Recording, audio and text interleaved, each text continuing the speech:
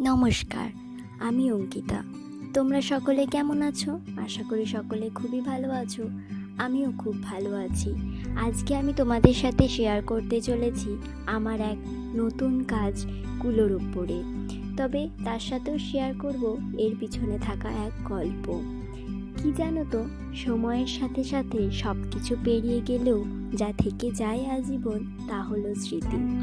প্রথম যেদিন এই কুলোটা হাতে পেয়েছিলাম সেদিন বুঝতেই পারিনি এর উপরে কি কাজ করব। আসলে এই কুলোটা আমার কাছে খুব স্পেশাল, কারণ আমার এক খুব কাছের বন্ধু আমাকে এই কুলোটা দিয়েছিল জন্মদিনের উপহার হিসেবে।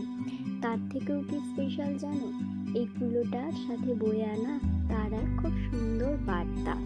সে এই কুলোটা আমার হাতে দিয়ে বলেছিল, এই কুলোটাকে তুই যত রঙে সাজাবি তোর আগামী জীবনও যেন ততই রঙিন হয়ে ওঠে। মিথ্যে বলবো না, আমি তাকে একবার বলেছিলাম যে সবাই দেখি কুলোর উপরে কি সুন্দর আঁকে, আমারও খুব ইচ্ছা কুলোর উপরে আঁকবো।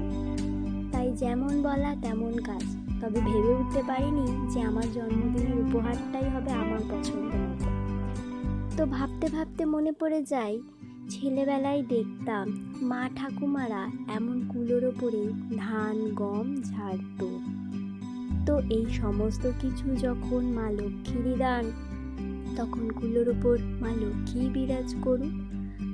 যখন ভেবেছিলাম কুলোর উপরে আঁকবো, ভেবেছিলাম হয়তো খুব সোজাই একটা কাজ হবে, কিন্তু না, কাজ করতে গিয়ে বুঝলাম অনেক পরিশ্রমের একটা কাজ। তার সাথে সাথে যারা এই কাজ করে তাদের প্রতি আমার শ্রদ্ধা ভালোবাসা অনেকটাই বেড়ে গেছে।